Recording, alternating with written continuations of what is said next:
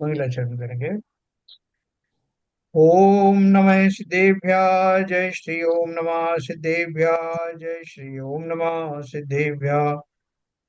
मंगलम भगवान वीरो मंगलम गौतमो गणी मंगलम मुकुंद कुंदाद्यो जय धर्मोस्तु मंगलम सर्वमंगल मांगल्यम सर्व कल्याण कारकम प्रधानम सर्वधर्माणां जैनं जयतु शासेनं जैनं जयतु शासेनं जैनं जयतु शासेनं।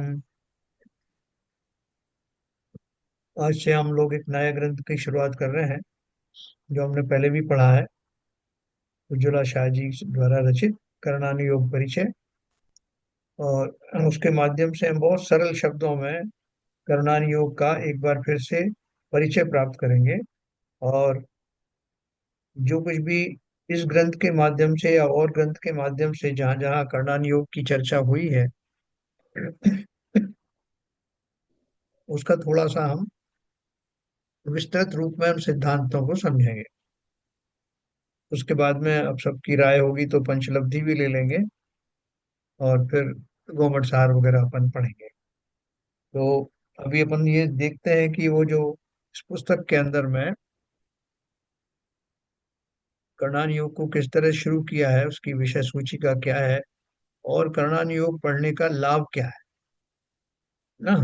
विचार अनुयोग अपन पढ़ते हैं ना, कर्णानुयोग द्रव्यानुयोग चरणानुयोग और प्रथमानुयोग। तो उन सबको उनका लाभ क्या है। अपन इसका अर्घ भी चढ़ाते हैं जब जिनवाणी का अर्घ चढ़ाते हैं तो इसमें चारों अनुयोग की बात भी की जाती है। तो अपन उसको भी देखते हैं कि ये ग्रंथ सब कुछ पिछली बार जब अपन ने पढ़ा था तो बहुत लोगों ने इस पुस्तकें भी खरीदी थी। जिनके पास पुस्तकें हों वो साथ में रख भी लें। वैसे तो अपन इसमें शेयर करेंगे स्क्रीन के ऊपर में, तो कोई दिक्कत नहीं होगी। और घर पे भी आप पढ़ना चाहें तो फायदा ये है कि यहाँ चर्चा होने के बाद कुछ आपको शंका रह जाती है तो आप उसमें बाद में भी देख सकते हैं। तो शुरू करते हैं।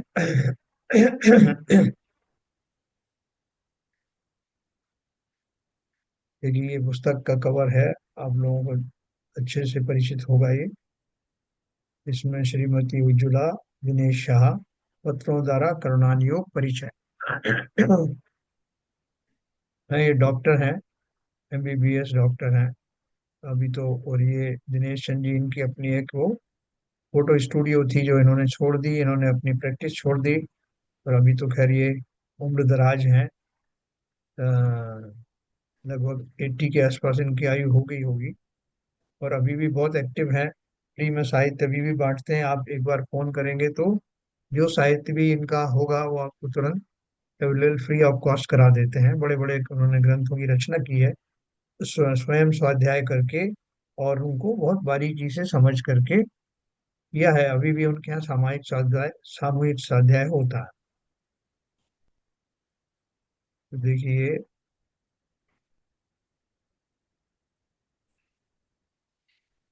इन्होंने संपादकीय में लिखा है, किसी अज्ञात और अनजान प्रांत में प्रवेश करना हो या वहां जाना हो तो मन में अनेक प्रश्न उठ खड़े होते हैं। वैसे ही करणान योग आगम का अभ्यास शुरू करने के पहले मेरी हालत हुई। जब उन्होंने अपना एक्सपीरियंस लिखा है, यह गूढ़ और गहन विषय क्या अपनी समझ में आएगा। इसमें वर्णित सूक्ष्मता का अध्ययन करके क्या साध्य होने वाला है। ऐसे एक नहीं अनेक आशंकाओं का मेरे मस्तिष्क में तूफान मचा। मैं स्वयं को सख्त या दृढ़ स्वभाव का मानता था, ये उनके हस्बैंड ने लिखा है शायद। लेकिन मैं भी शुरू से विचलित हुआ, ऐसा लगा कि बिना वजह ही इसमें घुसने का मैंने प्रयत्न किया। लेकिन मार्गदर्शक गाइड सही हो तो फिर डरने का कोई प्रयोजन नहीं रहता। इसलिए धर्मपत्नी श्रीमती उज्ज्वला के आग्रह से उसके साथ इस विषय में प्रवेश करने का साहस किया। समझ में आए या ना आए तो भी गोमुख सार पर लिखी पंडित टोडरमल जी की टीका सम्यक ज्ञान चंद्रिका जीव कांड पढ़ने का निश्चय किया और वह शास्त्र आद्योपांत पढ़ा। उस वक्त जो कुछ समझा समझा हो वह तो समझा, लेकिन जब भी कोई कार्य हाथ में लिया हो तो उसे पूरा किए बिना चैन नहीं पड़ती। इस स्वभाव अनुसार पूरा शास्त्र पढ़ने में सफल हुआ, और कोलंबस को अमेरिका खोजने में और नील आर्मस्ट्रांग को चंद्रमा पर पहुंचने से जो आनंद प्राप्त हुआ होगा, उससे भी अधिक आनंद मुझे हुआ। हमारे घर पर प्रतिदिन सामूहिक स्वाध्याय तो होता ही था। हमारे सह स्वाध्यायी चैम्बूर के श्री अरविंद भाई दोषी श्रीमती उज्ज्वला को आग्रह भरा अनुरोध करने लगे कि आप हमें यह शास्त्र पढ़ाएं। हाँ, और फिर क्या हम 8-10 लोगों ने पुनः उसका स्वाध्याय किया। उसने सभी से शास्त्र में आए हुए गणित व बारीकियां स्लेट पर लिखवा कर बहुत मेहनत लेकर समझाया। इसलिए उस विषय की सूक्ष्मता ख्याल में आई। इसका जो गणित है, जो करनान योग का, आप आगे देखेंगे इतना जटिल है कि वो सामान्य व्यक्ति उसको समझ नहीं सकते। अनेक जीवों का ऐसा मत है कि करनान योग के अभ्यास से समय का अपव्यय होता है। जितने प्रमाण में बुद्धि का व्यायाम होता है, उतने प्रमाण में हाथ कुछ नहीं लगता। उससे तो द्रव्यान योग के अभ्यास से त्रिकाली ध्रुव भगवान आत्मा का चिंतन मनन करके उसे साध्य करने का प्रयत्न करना अच्छा है। वास्तव में यह कहना भी गलत नहीं है, परंतु अगर सही सही ऐसा प्रयत्न होता हो तो इससे और बढ़िया बात क्या हो सकती है। कुछ भी बहाना बताकर यह जीव अपना उपयोग स्व की तरफ न लगाकर अन्य बातों में उलझाता रहता है, तो उसे करनान योग का अभ्यास करना ही श्रेयस्कर है। देखो, हम में से सब लोगों के जरूरत से ज्यादा बुद्धि है। तो बहुत लोग जो है वो उनको एक ऐसी एक्सरसाइज चाहिए, जैसे ब्रेन ब्रेन स्टॉर्मिंग सेशन चलते हैं या ब्रेन एक्सरसाइज, ब्रेन टीजर चलते हैं। तो वो क्या है, ब्रेन की एक्सरसाइज के तौर पर माने जाते हैं। ठीक उसी प्रकार से जो लोग विशेष बुद्धिमान हैं या जिनका जो है बुद्धि बहुत ज्यादा चलती है, वो अगर उसको करनान योग में लगाएं तो उनको न केवल दिशा प्राप्त होगी, बल्कि उन बारीकियों को समझ करके उन्हें आनंद भी बहुत आएगा। करनान योग का अभ्यास करने से उपयोग की सूक्ष्मता होती है। देखो, जो मैंने आपसे कहा था कि मैं बिल्कुल सूक्ष्म बात समझने लगता हूँ। बुद्धि पैनी होती है, सर्वज्ञ के ज्ञान की झलक बहुत नजदीक से दिखने को मिलती है, और उसी वक्त मैं भी सर्वज्ञ भगवान जैसा सर्वज्ञ स्वभावी हूँ, ऐसा ख्याल में आए बिना नहीं रहता। और खास करके जो हम द्रव्यान योग में सिद्धांत सीखते हैं, वे इस विषय के अभ्यास से अधिक प्रभाव पूर्वक मन में अंकित होते हैं। जो कुछ हमने द्रव्यान योग के बहुत सारे ग्रंथ पढ़े हैं अभी तक, इष्टोपदेश पढ़ा, पुरुषार्थ सिद्धोपाय पढ़ा, योग सार पढ़ा, है ना। और बाकी के जो ग्रंथों में तो जो आया द्रव्यान योग वो पढ़ा ही, समय सार सबसे बड़ा ग्रंथ था। और अभी हमने अध्यात्म अमृत कलश पढ़ा। एक से एक बढ़ करके ये द्रव्यान योग के ग्रंथ हमने पढ़े। इस तरह इस विषय के अभ्यास से अधिक प्रभाव पूर्वक मन में अंकित होते हैं, और सर्वज्ञ के कहे हुए सिद्धांतों की श्रद्धा और भी दृढ़ होती है। सर्वज्ञ की महिमा बढ़ जाती है। वैसे देखा जाए तो चारों ही अनुयोगों का तात्पर्य वीतरागता ही है। इसलिए उसमें श्रेष्ठ और कनिष्ठ का भेद करना योग्य या उचित नहीं।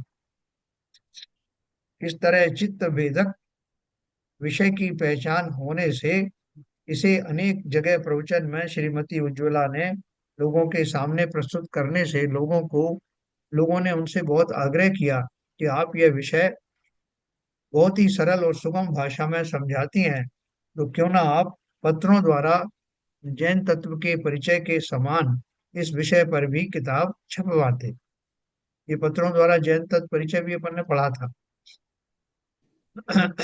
वो पुस्तक भी सब उस टाइम लोगों ने ली थी, कोई होगा सबके पास होंगी।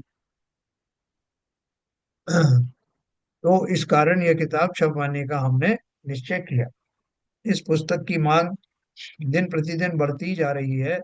हिंदी, मराठी और गुजराती के अनेक संस्करण छप चुके हैं। अभी आगे चलते हैं इसमें। ये उन्होंने बहुत सारे ग्रंथ लिखे हैं, और उनके ऊपर ये प्रवचन है उनके, रत्नकरण शाप चार आत्म सिद्धि, यश पौड़, समय सार, प्रवचन सार, इन सबके उस टाइम सीडी भी बनी थी। और ये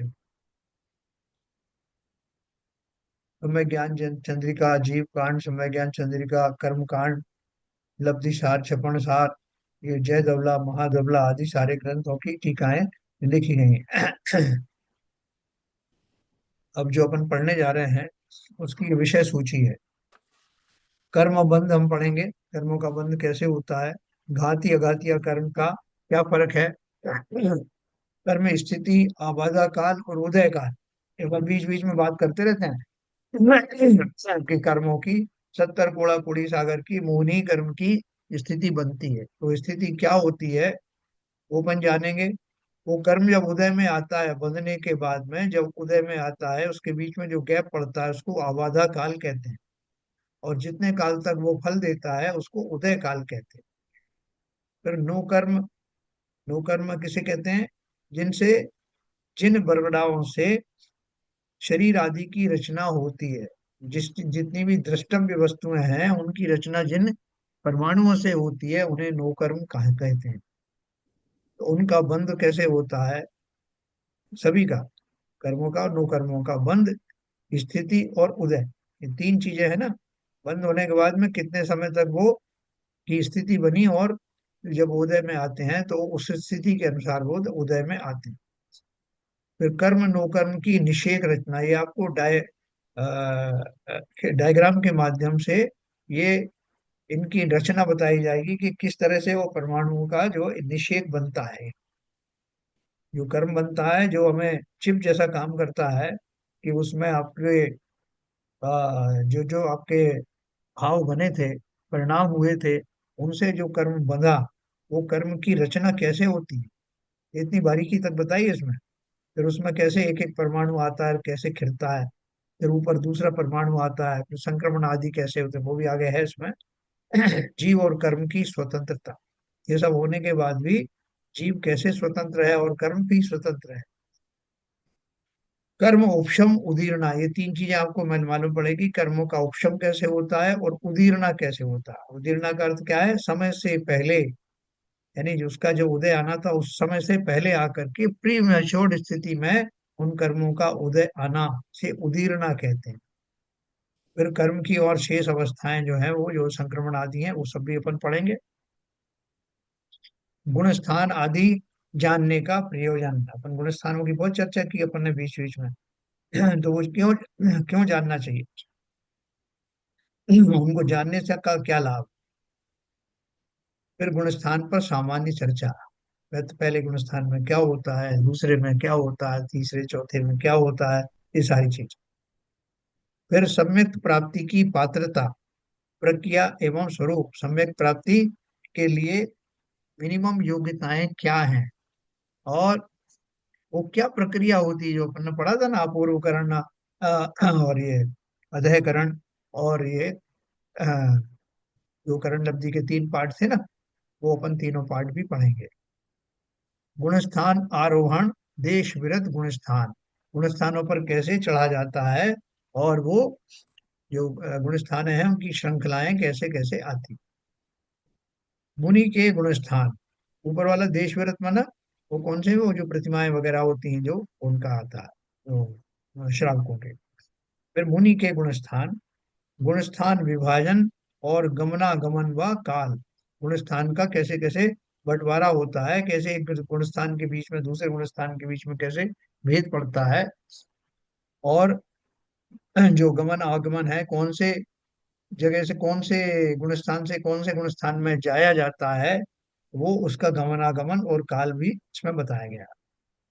फिर जीव समाज, जीव राशि जो है वो कहाँ कहाँ रहती है, कहाँ कहाँ पाई जाती है, किन किन अवस्थाओं में पाई जाती है, इसका जीव समाज में पूरा चित्रण दिया है। फिर पर्याप्ति प्ररूपण अपन ने पढ़ा था कि जब जीव जन्म लेता है, यानी विग्रह गति से जब वो अपने गंतव्य स्थान पर आता है, तो उसकी जो छह पर्याप्तियां होती हैं वो पूर्ण होने से पहले कुछ तो जीव मर मर जाते हैं, उनकी पर्याप्तियां पूर्ण नहीं हो पाती, और फिर भी एक जन्म मान लिया जाता है। जबकि कुछ जीव ऐसे उनकी पर्याप्तियां अंतर मुहूर्त में पूरी हो जाती हैं, आहार पर्याप्ति और ये शरीर पर्याप्ति आदि जो है, इनका अपन विस्तार पढ़ेंगे, बहुत रोचक विषय है। फिर प्राण प्ररूपणा पढ़ेंगे, संज्ञा प्ररूपणा, गति, इंद्रिय, काय, मार्गना, ये सब पढ़ेंगे। योग, योग क्या होता है, योग को और विस्तार से अपन जानेंगे। वेद होते हैं, स्त्री वेद में पुरुष वेद और नपुंसक वेद। कषाय क्या होती हैं, ज्ञान और संयम, ये मार्गणाओं में कहाँ कहाँ जीव किन किन दशाओं में रहते हैं, ये मार्गणाएं कहलाती हैं। दर्शन, लेशा, भव्य, सम्यक, संगी, आहार, मार्गणा और उपयोग प्ररूप, इसमें उन्होंने एक छोटी सी किताब में ये सारी चीजें कवर की, और बहुत ही सशक्त ढंग से, बहुत सिंपल शब्दों में ये सब उन्होंने कहा। तो ये अद्भुत है ये, और हमारे भाग्य से इतनी सरल भाषा में ये सामग्री उपलब्ध है। तो अपन शुरू करेंगे, हमारे पास थोड़ा समय है। कर्म बंध से शुरू करते हैं। देखो उन्होंने ये सब कब लिखा था, 23 जुलाई 1999 में। अपने बच्चों, बच्चियां हैं उनकी, दो थी, दो है, मतलब वो भी बड़ी हो गई, उनके, उनको पत्र लिख करके ये शुरुआत की थी। ओरिजिनल पत्र लिखे थे उन्होंने, फिर उन पत्रों को ही संकलन करके ये किताब बनी। तो देखो उन्होंने क्या लिखा है, कैसे उनका उद्बोधना की है। साइन में उनका ये घर है, ये साइनपुर में। प्रिय रीना एवं मोना, अनेक उत्तम शुभाशीर्वाद। पत्रों द्वारा जैन तत्व परिचय नामक पत्र रूप स्वाध्याय के पश्चात बहुत काल बीत चुका। इस बीच तुम दोनों माता बन चुकी हो। देखो ये सब चीजों में रहस्य है जो वो कह रही हैं। बच्चों के लालन पालन में और अन्य जिम्मेदारियों तथा गतिविधियों में व्यस्त होते हुए भी तुम्हारी स्वाध्याय की रुचि कायम है, यह देखकर मुझे खुशी हुई। अब मात्र स्वयं अध्ययन करने से काम नहीं चलेगा, अपितु बच्चों पर संस्कार डालने की जिम्मेदारी भी तुम्हारी ही है। बहुत पहले मैंने तुम्हें पत्र में लिखा था कि कर्म और गुणस्थान विषय पर मैं तुम्हें भविष्य में समझाऊं। अब मुझे बार बार विचार आ रहा है कि कर्म, गुणस्थान, पर्याप्ति, प्राण, संज्ञा, मार्गना आदि विषयों पर मैं तुम्हें कुछ समझाऊं। सच कहूं तो करणान योग का यह विषय बहुत गंभीर एवं गहन है, फिर भी उसके पढ़ने में बहुत आनंद आता है। द्रव्यान योग संबंधी हमने जो अध्ययन किया है उसमें तथा भेद ज्ञान करने में करणान योग के अध्ययन से बहुत अधिक बल मिलता है, अनेक भ्रांतियां दूर होती। आज से मैं अपनी कहानी सुनाने जा रही हूँ। यह कहानी है मेरी, तुम्हारी, इसकी, उसकी, अपने को भूले हुए सभी जीवों की। जीव तो अनादि से जीव ही था और रहे, है और रहेगा, परंतु भूल से इस जीव ने शरीर को ही जीव यानी मैं ऐसा मान लिया, और इसकी कहानी बन गई। आज से ये कर्म कहानी अर्थात कर्म बंधन की कथा हम सुनेंगे। आचार्यों ने हमें छह द्रव्य, सात तत्व, निमित्त, रागादि विकार, कर्म, गुणस्थान, मार्गना स्थान आदि अनेक विषयों का स्वरूप बताया है, उसी का ज्ञान हम करने जा रहे हैं। यह सारा निमित्त और संयोगों का ज्ञान करने का प्रारंभ हम कर रहे हैं, परंतु एक बात का ध्यान रखना कि अपने ध्रुव स्वभाव की दृष्टि कायम रखकर यह अभ्यास करना है। अपना स्वभाव क्या है ये बैकग्राउंड में बनाना, और स्वभाव कैसा रहेगा, बदलने वाला नहीं, ध्रुव स्वभाव, अटल स्वभाव, उसको बैकग्राउंड में रखना। तो कहीं घबराहट नहीं होगी कि मैं कहाँ कहाँ गया, क्या क्या किया, आपको घबराहट हो जाए। लेकिन बोलना है कि अपना स्वभाव नित्य है, वो वैसा ही रहता है, इसको बैकग्राउंड में रखना, तो घबराहट नहीं होगी। सात तत्वों का स्वरूप पुनः एक बार विस्तार से जानकर उस पर बार बार चिंतन मनन करने के पश्चात इस विषय का ज्ञान करने से हमें भेद विज्ञान करने में बहुत मदद मिलेगी। देखो ये करणान योग वास्तव में भेद विज्ञान कराने के लिए बहुत बड़ा टूल है, बहुत बड़ा शस्त्र है।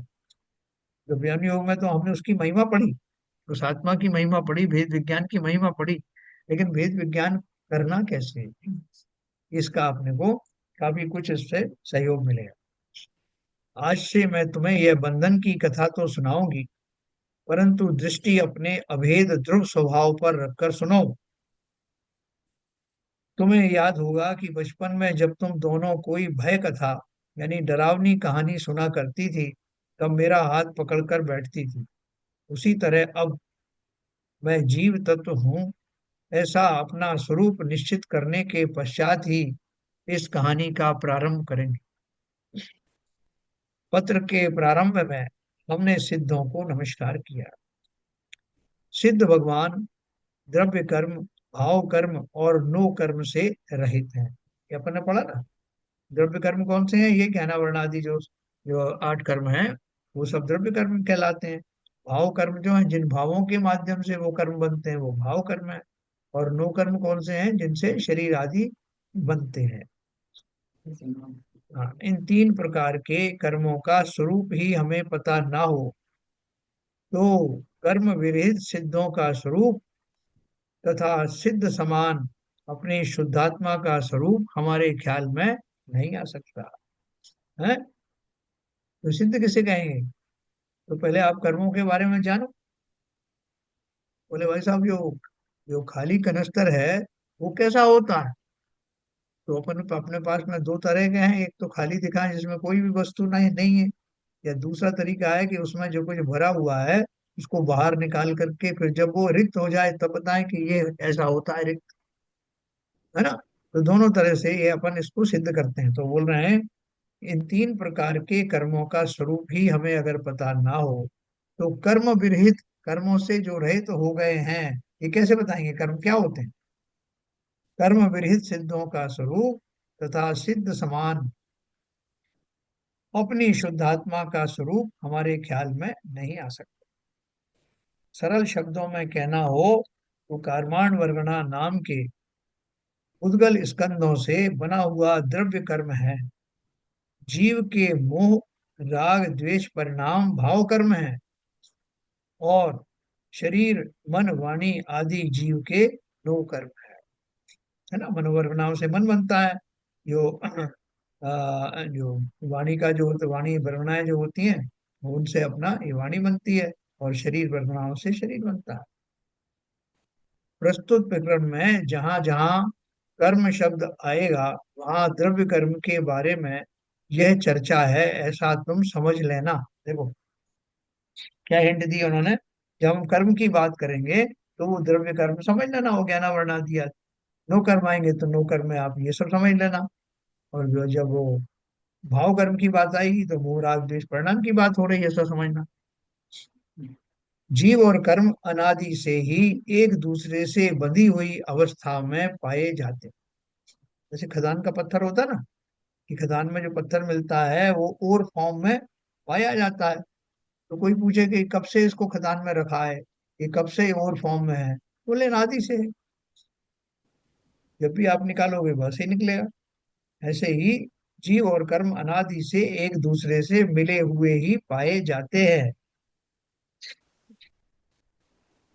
अर्थात जीव और कर्म का बंध अनादि से है, किसी ने जोर जबरदस्ती से यह बंद कराया नहीं है।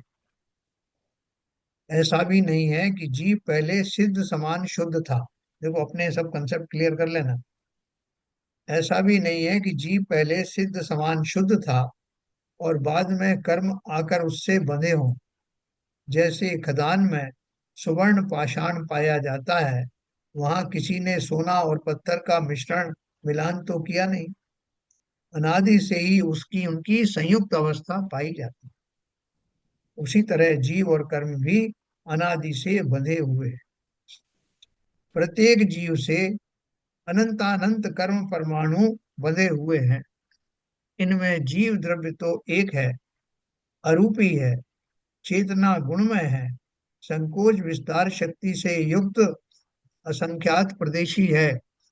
और कर्म पिंड जो है वह तो अनंतानंत परमाणुओं का समूह है, रूपी है, अचेतन है ना। जैसे एक आ, कोई वस्तु है, उसके चारों तरफ जो है मक्खियां ने उसको घेर रखा है। ऑब्जेक्ट एक ही है, एक छोटा सा एक गुड़ का टुकड़ा समझ लो। उसको चारों तरफ से मक्खियों ने घेर रखा है, तो वो टुकड़ा एक है और इतनी सारी मक्खियां हैं। तो इसी प्रकार से वो बोलते हैं कि एक जीव है, जीव जब एक है और वो कैसा है, अरूपी है, चेतना गुण वाला है, संकोच विस्तार वाला है, उसके प्रदेश फैलते और सिकुड़ते हैं। असंख्यात प्रदेशी हैं जब वो केवल ज्ञान में होता है, या जो वो करता है, तो उस समय में उसका प्रदेश फैल जाते हैं। तो असंख्यात प्रदेशी है, और जो कर्मों का समूह है वो कैसा है, वह तो अनंत परमाणुओं का समूह है और रूपी है। मैं एक हूँ और अरूपी हूँ, वो असंख्यात है और रूपी है, अचेतन है। कर्म में जानने की शक्ति ज्ञान नहीं है। इस पिंड में, इस कर्म पिंड में से प्रत्येक समय में कुछ परमाणु छूट कर निकल जाते हैं। उसी तरह प्रत्येक समय में कुछ नए परमाणु आकर उसमें जुड़ जाते हैं। जो हमारा कर्मांड शरीर है ना, वो कर्मों से का एक पिंड समझिए, तो उसमें से कुछ परमाणु छूट कर निकल जाते हैं। वो कर्मांड शरीर वो मेरा कहीं एक कोने में नहीं रखा हुआ है, ये संपूर्ण प्रदेशों के आसपास है उसकी रचना। तो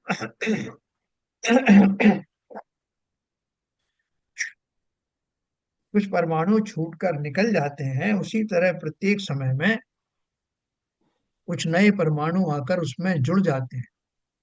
परमाणु आकर पुराने कर्म के साथ जुड़ जाते हैं, बंधते हैं, उसे बंध कहते हैं। उसी के ऊपर और एक लेयर लग गई, और परमाणु छूटकर निकल जाते हैं, उन्हें उदय कहते हैं ना। तो उदय का मतलब क्या हुआ कि उनका जो छूटने की प्रक्रिया है वो किसी रूप में जाए, फल देकर जाते हैं, बिना फल देके जाते हैं, डिस्चार्ज होते हैं, तो वो उदय पूर्वक डिस्चार्ज होते हैं। जो हम संसारिक निर्जरा कहते हैं, वो उदय पूर्वक ही होती। बंध के चार भेद हैं। बंध कैसे होता है, चार प्रकार से। प्रदेश बंध, प्रकृति बंध, स्थिति बंध और अनुभाग बंध, ये अपन सब जानते हैं। जब कर्म का बंध होता है, तब विवक्षित संख्या में, यानी स्पेसिफिक संख्या में परमाणु आते हैं और जीव के साथ बंधते हैं। उस संख्या को प्रदेश बंध कहते हैं, है ना। प्रदेश बंध का अर्थ क्या हुआ कि कितने नंबर ऑफ परमाणु आकर के मेरे साथ या मेरे कर्माण शरीर में बंध जाते हैं। यह संख्या अनंत है। कौन सी संख्या, प्रति समय वाली, है ना। निरंतर प्रत्येक समय में अनंत कर्म परमाणु बंधते हैं। यानी आप सोचो कि एक पल के लिए भी 24 घंटे में एक पल भी ऐसा नहीं है जब आपके कर्म बंद नहीं हो, निरंतर हो रहे हैं। और हमें कोई फर्क नहीं पड़ रहा, हमें कोई उससे के प्रति कोई जागृति नहीं है, कोई अलर्टनेस नहीं है। बंद रहे तो बनते रहो भाई, हम क्या करें। और कई बार तो हम उनकी स्पीड बढ़ा देते हैं, उनकी स्पीड और उनके अनुभाग बढ़ाने में हम ही मदद करते हैं।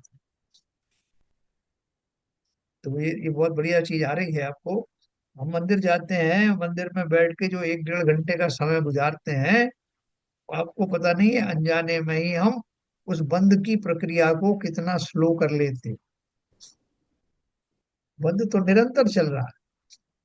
इसलिए जितना जितना समय हम धार्मिक अनुष्ठानों में या चिंतन मनन में, सामायिक आदि में लगाते हैं, उतनी हमारी बचत हो जाती है।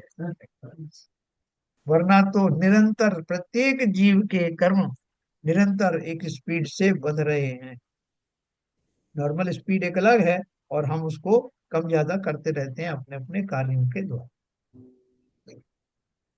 तो देखो, इस पूरे मैकेनिज्म को समझ लेना, तो हम सतर्क हो जाएंगे। जीवन में जैसी अनर्गल वृत्तियां हमारी चल रही हैं, उनसे मैं कितना अपना नुकसान प्रति समय कर रहा हूँ, और जिनको भोगना किसको पड़ेगा, है, मुझे ही भोगना पड़ेगा। जो मेरे दिन भर की चल जो उसमें आता है ना, इस कभी मेरे यहाँ दर्द होगा, कभी मुझे वहां दर्द हो गया, कब मेरा इस तरह का कोई और विकार उत्पन्न हो गया, शरीर में हो गया, आसपास में होने लगा, रिश्तेदारों के हो गए, ये सारी घटनाएं बिना कारण के नहीं होती। प्रति समय बंधने वाले कर्म कहीं तो जाएंगे, कुछ ना कुछ उत्पाद तो मचाएंगे ना। तो वो कैसे उत्पाद के रूप में मेरे सामने आते हैं मुझे पता भी नहीं पड़ता। ये घटनाएं अवश्य ही किसी कारण से घटित हुई हैं। वो कारण मैंने तो ही इसमें एक शंका है सर। जी। इसमें इन्होंने जो कहा कि उतने ही परमाणु हाँ हर समय छूट कर निकल जाते हैं, हाँ मतलब छूट कर निकल के मतलब उनका उतने ही परमाणु को उदय हो जाता है। और हाँ उतने हाँ ही बराबर। परमाणु से मतलब क्या, जितने बंधे हैं उतने ही परमाणु इक्वल, मतलब इक्विलिब्रियम मेंटेन रहता है क्या? यस यस, मतलब इक्विलिब्रियम मेंटेन। जितने बंधे हाँ उतने ही उदय में आए, ऐसा तो जरूर हाँ। नहीं है। क्यों नहीं है जरूरी? एक्चुअली अब मुझे कह नहीं सकता, मेरे को तो तो उतने का लिखा, कुछ ही लिखा है ना, कुछ परमाणु छूट कर उतने ही निकल परमाणु जाते हैं। लिखा है ना। उतने ही हैं? देखो परमाणु, एक समय उतने का प्रबद्ध परमाणु हर समय छूटकर निकल जाते हैं। हाँ सर, उतने का मतलब जैसे मेरे को लगा कि मैंने एक काम किया है, उस काम से मुझे पुण्य बंद हुआ है, तो जितने परमाणु पुण्य बंद हुआ है उतने ही मुझे अपना फल देख के उस समय चले जाएंगे। उस रिलेटेड रिलेटेड चीज जो जिस क्रिया से मतलब वो जितने टाइम के लिए जो बंद हुए हैं मेरे, एक क्रिया जो पूरी हुई मेरी, मैंने कहीं दान किया या किसी अच्छे भाव से किसी को कुछ किया है, उसका मेरा उतना पुण्य बंधा है। वो पुण्य अपना मुझे फल दे कि जितने परमाणु मेरे जुड़े थे उस परमाणु, उतने ही परमाणु निकलेंगे जिस समय उसका फल आएगा। देखो एक और बात बताऊं, आपने सही नहीं, वो कहा। तो फल तो स्थिति बंद के हिसाब से आएगा ना, जरूरी नहीं तुरंत आ जाए। आपने पुण्य जब भी बंद आएगा। किया, और हाँ, जब भी और आएगा नहीं, वो तो जैसे जब आपने उतने ही पुण्य बंद निकलेंगे। किया उस समय जो उदय आ रहा है, वो किसी और कर्म की वजह से आ रहा है, किसी और बंद की वजह से आ रहा है। और ये जो पुण्य आपने बंद किया वो हो सकता है अगले भाव में आए या इसी भाव में आ जाए एंड में, या कब आए पता नहीं। सही बात है। मैं नहीं। इसमें तब हाँ। ऐसा तक परमाणु मुझे बंदे रहेंगे मेरे साथ। मुझे सर ऐसा लग रहा है इसमें हम्म। कि जो ललित जी का प्रश्न है वो यहाँ पे ये नहीं बताया। हमें ऐसा लग रहा है कि उसी जीव के जो जीव कर्म बंद कर रहा है वही परमाणु को उतने रिलीज करेगा, ऐसा नहीं है ना। ये तो पूरा ब्रह्मांड है। नहीं ये नहीं नहीं नहीं। इसमें तो मतलब कोई और जीव भी तो उसी क्वांटिटी के मतलब इक्विलिब्रियम जो बना रहेगा, उस इक्विलिब्रियम का मतलब ये नहीं है ना कि उसी जीव के परमाणु, उसी जीव के कर्म परमाणु, वो कर्म परमाणु किसी और जीव के भी तो रिलीज हो सकते हैं, बट वो इक्विलिब्रियम बना रहेगा। नहीं नहीं जुगल जी, इसमें तो उसी उसी जीव, जीव की बात हो रही है, उसी ओवरऑल जीव की ब्रह्मांड बात की है, बात नहीं हो रही है। ब्रह्मांड की नहीं है। देखो एक बात और मैं हम्म। आपको बताऊं कि जिस समय जीव के भाव जो है वो पाप रूप हुए मान लीजिए, तो पाप रूप जो भाव हुए उन भावों का फल पा करके उस तरह के कर्मों का बंध हुआ, उस तरह के परमाणुओं का जो है वो बंध हुआ। और उस बंद होने का अर्थ क्या है? मतलब उतने उतने जो परमाणु है वो सक्रिय हो गए, चार्ज हो गए, वो उस कर्माण शरीर से वो युक्त हो अरे, गए, है ना। और उसी समय में जो इक्विलिब्रियम, देखो अपन कैसे बोलते हैं कि एक समय में, सॉरी, 6 महीने और कितना, 6 समय में जो 606 जीव जो मोक्ष जाते हैं, 608 कितना संख्या है वो मोक्ष जाते हैं, उतने ही जीव जो है वो नित्य निबोध से निकल करके और वो इसमें आते हैं, इतर निबोध में आते हैं। तो वो एक नियम है। अब आप बोलोगे नहीं साहब ऐसे कैसे संभव है कि वो उन्हीं जीवों को उतने जीव मान लो उस टाइम में उनके भाव नहीं हुए तो कैसे निकल जाएंगे? लेकिन एक नियम है, उसके अनुसार प्रकृति में ऐसा घटित होता है कि 6 महीने और 6 समय में इतने ही जीव सिद्ध बनते हैं, वही जीव नहीं जो निकले हैं, खाली नंबर बताया। उतने जीव ही सिद्ध काल सिद्ध होते हैं और उतने ही जीव नित्य निगोद से निकलते हैं। तो ऐसे ही यहाँ बताया कि जैसे हमारा जो कर्मांड शरीर है उस कर्मांड शरीर में एक इक्विलिब्रियम बना रहता है। पहले का भी कुछ बना हुआ है, वो जो अपन पढ़ेंगे षट षट गुणी हानि और वो पढ़ेंगे जब, उसमें आपको बहुत क्लियर हो जाएगा। लेकिन यहाँ वो क्या कह रहे हैं कि प्रति समय समयबद्ध, ये भी बताया कि कितने परमाणु एक साथ जो है कर्म बंद होता है, आगे आप पढ़ेंगे। एक समय में बंधने वाले कर्माण परमाणुओं में कर्मों में आठों ही प्रकार के होते हैं, मुख्य रूप से 7 प्रकार के, क्योंकि आयु का तो कभी कभी बंद होता है। तो ये जो परमाणु है एक समय में उनका बंद होता है। और बंद होने के बाद में जैसे मेरा शरीर है ना, मैं छोटा शिशु था, जब शिशु था मैं, तो शिशु से एक दिन का समय में मैं बढ़ा हुआ है, एक दिन भी बहुत ज्यादा। तो प्रत्येक समय में जब मैं बढ़ने वाला हुआ तो वो जो शिशु वाले जो परमाणु हैं वो छूटेंगे, और उससे बड़ी वाली पर्याय के परमाणु आएंगे। वो छूटते जाएंगे और दूसरे आते जाएंगे। तो इन्होंने सिद्धांत बताया कि वो इक्विलिब्रियम बना रहता है। ये तो शरीर का नो कर्म की बात कर रहे हैं, उसी तरह से जो जो कर्म है, द्रव्य कर्म है, उनमें भी ऐसा ही घटित होता।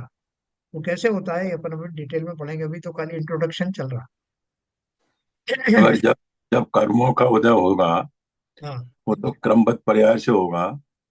और क्या कहते हैं, जब उसकी स्थिति और अनुभाव जिस हिसाब से होगी, हाँ, उस समय जाके उसका उदय आएगा।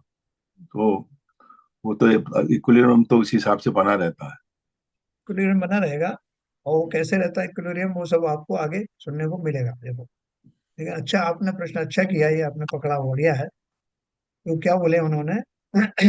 निरंतर प्रत्येक समय में अनंत कर्म परमाणु बंधते हैं। एक समय में जितने परमाणु बंधते हैं उन्हें समय प्रबद्ध यानी एक समय में बंधे हुए कहते हैं। उतने ही परमाणु अर्थात एक समय प्रबद्ध परमाणु, प्रमाण परमाणु हर समय छूटकर निकल जाते हैं। उनका कर्मपना नष्ट होकर वे अकर्म दशा को प्राप्त होते हैं। मतलब क्या हुआ? अभी मेरी जो आयु है, अपने अपने शरीर से इस कंसल्ट वो करके देखो, तो एक समय पहले मैं जैसा था शरीर में, आप प्रतिपल मेरा बुढ़ापा बढ़ता जा रहा है, प्रतिपल। लेकिन हमको लगता नहीं इतना। हमको लगता है साहब अभी तो हमारा बुढ़ापा शुरू हुआ है, अभी तो ये चलेगा, बुढ़ापा जवानी जो भी है। लेकिन हम आप देखें तो गहराई से कि जो झुर्रियां कल नहीं थी आज वो थोड़ी थोड़ी दिख रही, कल और ज्यादा दिखेंगी, परसों और दिखेंगी। तो क्या है? जवानी वाले जो परमाणु थे वो निकलते जा रहे हैं और उससे बड़े उम्र वाले जो हैं वो आते जा रहे हैं। ऐसा निरंतर हो रहा है। जितनी मात्रा में मैं बूढ़ा हो रहा हूँ उतनी मात्रा में मेरी जवानी जा रही है। तो ये इक्विलिब्रियम जो है आप कहीं भी लगाना, जिस तरह शरीर के माध्यम से आप समझना, ऐसा ही वो जो कर्माण कोश है उसमें भी ऐसी घटना होती रहती। आपको इसमें शंका ये आएगी कि नहीं साहब, वो अगर ऐसा होता तो कोई विशेष प्रयत्न करता है तो उसका इक्विलिब्रियम तो खत्म हो जाएगा, उस तरह वो डिस्टर्ब हो जाएगा। जो सामान्य रूप से उसका चल रहा था, जितने कर्म आ रहे थे और जितने चौदह में आ रहे थे, तो उसमें व्यवधान पड़ जाएगा। जब मैं अपने दूसरे, तो वो कर्मों का क्या रहेगा? वो पाप और पुण्य के दो तरह के कर्म होते हैं ना। यहाँ कर्म परमाणु उन्होंने क्वालिफाई नहीं किया। ये कौन से वाले? चार्ज और डिस्चार्ज बोला। चार्ज पुण्य का भी होता है और पाप का भी होता है। वो इक्विलिब्रियम बना रहता है। पहले पाप के आ रहे थे, वो हो सकता है संक्रमित होकर वो पुण्य में कन्वर्ट हो जाए। लेकिन जिस तरह से एक बार अपन सक्शन करते हैं ना, सक्शन करके जितनी सांस, जितनी वायु अंदर आती है उतनी ही वायु मेरी छूटती है। एक एक आपको क्रूड में एग्जांपल दे रहा हूँ। तो उसी प्रकार से ये जब आप आगे पढ़ेंगे समय प्रबंध में कैसे होता है, और प्रति समय बनने वाले कर्मों की जो स्थिति बताई ना उन्होंने, एक समय प्रबद्ध कर्मों के माध्यम से उसमें सभी तरह के कर्म होते हैं। और उसमें जैसे मोहिनी कर्म है, तो उसको कितनी स्थिति वाला मोहिनी कर्म का बंध हो सकता है, वेरिएशन हो सकता है उसमें, अंतर्मुख से लेके 70 कोड़ा कोड़ी सागर तक का प्रति समय, है ना। दूसरे समय में फिर वही बंधेगा। अगर आपके भाव सुधरे, उस टाइम उतने नहीं रहे, तो वो 70 कोड़ा कोड़ी की बजाय कम स्थिति वाले बन सकते हैं। उसका प्रदेश बंध भी कम हो सकता है, अनुभाग बंध भी कम हो सकता है। तो ये वेरिएशन होगा। लेकिन वो इक्विलिब्रियम कैसे रहेगा ये अपन आगे देखते भाई साहब, पहले आपने बताया था कि कुछ कर्म तो सत्ता में हमेशा पड़े ही रहते हैं। हैं। हाँ, वो पड़े रहते हैं। वो जो मैंने अभी आपको बोला ना, जो षटगुणी है, हानि और वाला, वो जो आज बताई आपको, वो षटगुणी में यही रहता है कि जोड़ लगी रहती है, कुछ मिनिमम रहता ही है। जैसे घर जी। की गृहिणी बोलती है ना, ये भाई शक्कर खत्म हो गई, लेके आओ, जबकि वो अभी डब्बे में भरी होगी थोड़ी। वो एक लेवल आने से पहले ही वो आपको आदेश दे देगी कि लेके आओ, खत्म हो गई, ये भी बोले खत्म हो गई। लेकिन वो उसमें जोड़ लगती रहती है। सी जोड़ कई है, डेढ़ गुनी जो षटगुणी अपन पढ़ेंगे, उसके अनुसार वो कभी खाली कोश होता नहीं। इक्विलिब्रियम बाद में बना रहता है, लेकिन वो मिनिमम वहां रहता है। ठीक है ना, उसको अपन और अच्छे से बारीकी से आएगा वो सब सब्जेक्ट, अपन एक एक चीज पढ़ेंगे। ये बहुत अच्छा है कि आपका बैकग्राउंड होने की वजह से आपको अभी से ये शंकाएं आनी शुरू हो गई हैं ये अच्छा लक्षण है। देखो अभी आगे चले। उतने ही परमाणु अर्थात एक समय प्रबद्ध परमाणु हर समय छूटकर निकल जाते हैं। छूटकर निकल जाने का अर्थ क्या है? वो जरूरी नहीं कि वहां से माइग्रेट होकर के 2 मील दूर जा करके चले जाए। वो वहीं के वहीं भी रह सकते हैं और वही डिस्चार्ज जाति रूप में अवस्था में बने रह सकते हैं। खाली उनका कर्मपना निकल जाता है। उनका कर्मपना नष्ट होकर वे अकर्म दशा को प्राप्त होते हैं। फिर आपने ऐसे ही भाव किए तो वही जो डिस्चार्ज हो गए थे वही परमाणु फिर से सक्रिय हो जाते, वो भी चार्ज हो जाते। अब ये तो हुआ उसका बंध का स्वरूप होना, शॉर्ट में बताया, भी तो बिल्कुल पहला पेज ही शुरू हुआ है। अब प्रकृति बंध का स्वरूप देखेंगे। ये कौन सा था? प्रदेश बंध। प्रकृति स्वभाव को कहते हैं। अनंत कर्म परमाणु आकर पुराने कर्म पिंड के साथ बंधते हैं। उस समय उनका 8 भिन्न भिन्न प्रकारों में विभाजन होता है। कर्म के ये 8 भेद होते हैं, उसे प्रकृति बंध कहते हैं। कर्म के अपने स्वभाव के कारण, यानी कर्म क्या फल देते हैं उसके कारण उनके 8 भेद होते हैं। इन्हें मूल प्रकृतियां कहते हैं। ज्ञानावरणादि अपन जो बोलते हैं मूल प्रकृतियां। मूल प्रकृतियों के नाम है ज्ञानावरण, दर्शनावरण, मोहनी, अंतराय, वेदनीय, आयु, नाम और गोत्र। इन मूल प्रकृतियों के और भी भेद किए जाते हैं। उन्हें उत्तर प्रकृति कहते हैं। क्यों? कर्म की 63 प्रकृति नाश जीते अष्टादश दोष राश, है ना? वो सारे गुण के बारे में आप उसमें पढ़ेंगे, पूजन में भी आता है। इन मूल प्रकृतियों के और भी भेद किए जाते हैं।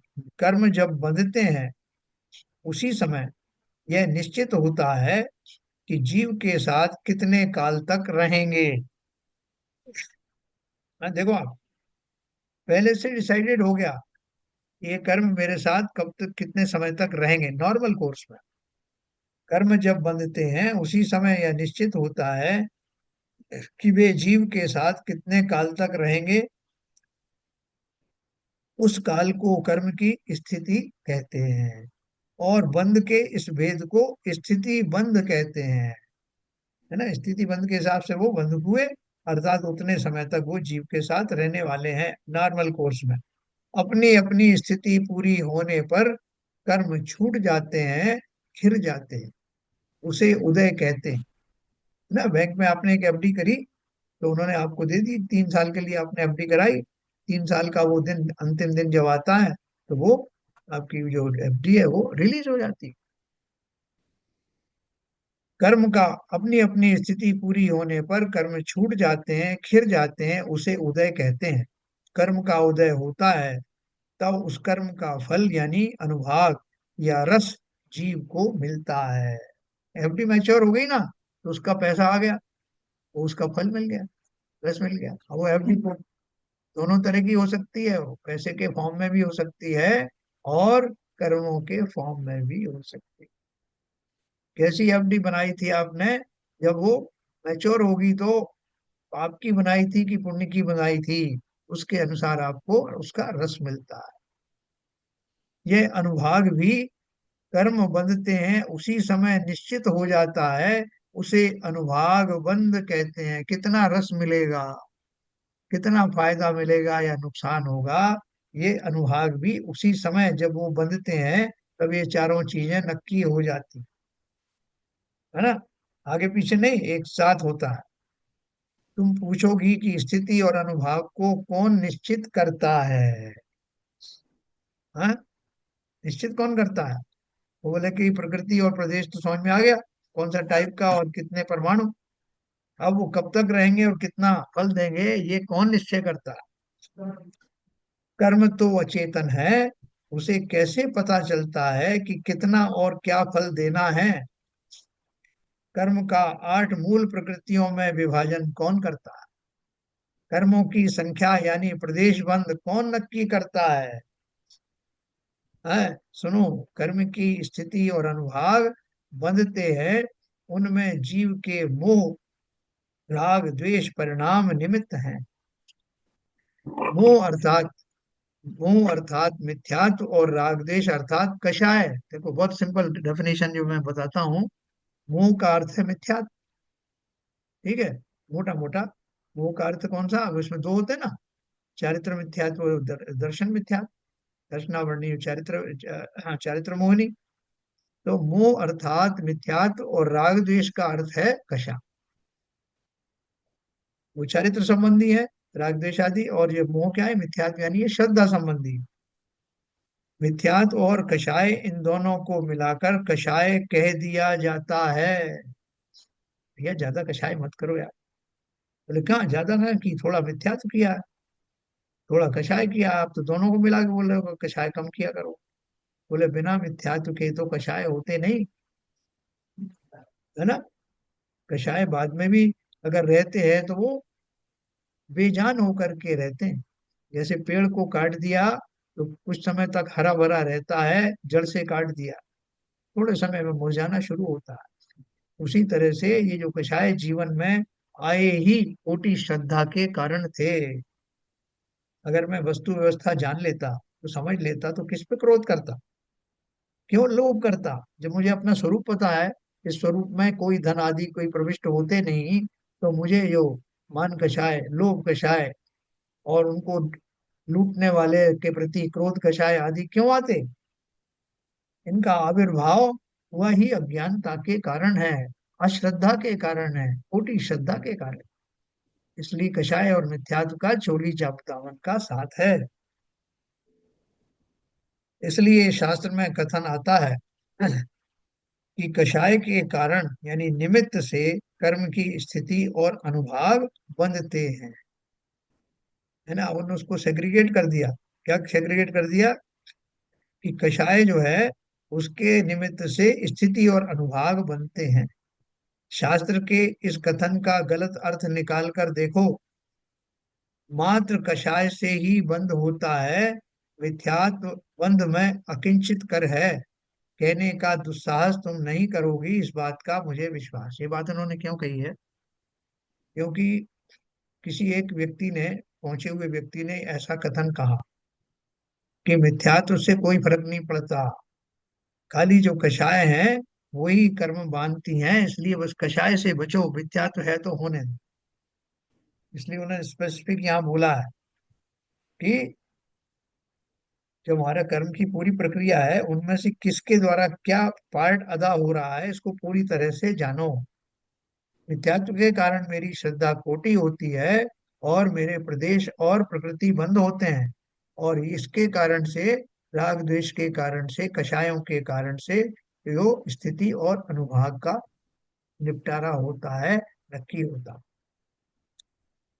अब प्रश्न है कि प्रदेश बंद और प्रकृति बंद का इन्हें कौन विभाजित करता, है ना। पहले किसका आ गया, स्थिति और अनुभाग का जो हुआ वो कषाय का हो गया। प्रदेश बंद और प्रकृति बंद का इन्हें कौन विभाजित करता होगा और उनकी संख्या कैसे निश्चित होती होगी। हम आज तक हर समय अनंत परमाणु बांधते आए हैं, परंतु हमें तो उसका पता ही नहीं था। कर्म को बांधने और छुड़ाने वाला कोई ईश्वर या परद्रव्य हो नहीं सकता, इस बात को भी हम विश्वास के साथ कह सकते हैं, क्योंकि एक द्रव्य अन्य द्रव्य का कुछ भी कर नहीं सकता। तो एक द्रव्य कौन सा, ईश्वर नाम का एक जो द्रव्य है, जो जीव तत्व है, जीव द्रव्य ही है, वो दूसरे जीव का या दूसरे द्रव्य का कुछ भी नहीं करता। तो ये मैं आपको कल और बताऊंगा इसके बारे में प्रक्रिया को, तो ये लंबा चलेगा प्रसंग। तो यहाँ से अपन पढ़ेंगे इसको, ये प्रदेश बंद और प्रकृति बंद जो है वो कैसे होता है, कैसे भी। बहुत इंटरेस्टिंग कहानी है ये, कि पता ही मैं नहीं पड़ा, सोचते हैं पता ही नहीं पड़ा एक घंटा कैसे निकल गया। सही कहा आपने। देखो बहुत इंटरेस्टिंग है, क्योंकि हमने पहले पढ़ चुका है, इसलिए हमको अभी समझ में ना आने वाली बात तो कोई रहेगी नहीं। इसमें विशेष हमको और ज्यादा गहरी समझ आई। वो लग ऐसा रहा है पहली बार पढ़ रहे हैं सब। हाँ हाँ हाँ। तो देखो यहाँ से अपन पढ़ेंगे, याद रखिएगा कि प्रदेश बंद और प्रकृति बंद वो कौन कराता है, कैसे होता है। अगर हम इससे अवेयर हो गए ना, जैसे हमसे कोई कह देता है कि भाई साहब आप जो रोज दाल खा रहे हो, उससे जो है वैसे तो आपको प्रोटीन की प्राप्ति होती है, लेकिन उससे आपका यूरिक एसिड भी बढ़ जाता है। तो हम बहुत सावधान हो जाएंगे कि कितनी क्वांटिटी में खाएं कितनी ना खाएं। कि साहब गेहूं से ये प्रॉब्लम होती है, फलानी चीज से ये होती है, तो हम सतर्क हो जाते हैं ना। ऐसे ही ये प्रक्रिया जानने के बाद में हमारी जीवन शैली अवश्य बदलेगी। कोई रोक नहीं सकता उसको, क्योंकि हम अब बहुत अवेयर हो जाएंगे। अरे मेरे द्वारा ये सब हो रहा है घटनाक्रम, मैं ही अपने कर्म बांध रहा हूँ, कोई दूसरा थोड़ी कर रहा है। तो मैं अब बहुत संभल संभल के यात्रा करूंगा। इस पुस्तक का पढ़ने का यही सार है, यही इसका लाभ है। तो कल अपन पढ़ेंगे इसको, देशमत प्रकेशमत का। समय हो गया निर्माणी स्थिति में।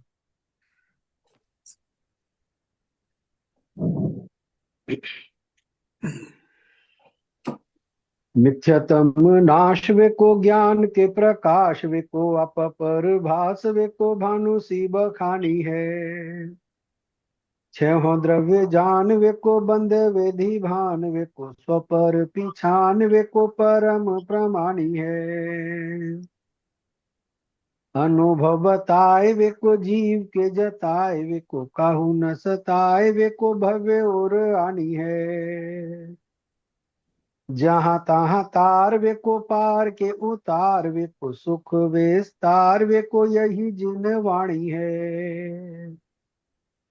हे जिनवाणी भारती तो हे जपूदर नयन, जो तेरी शरणा गए सो पावे सुख चैन। या वाणी के ज्ञान से सूझे लोकालो, तो वाणी मस्तक धरो सदा देती हैं धूप, सदा देती हैं धूप। जिनवाणी माता की जय। नमो कर्म। जय।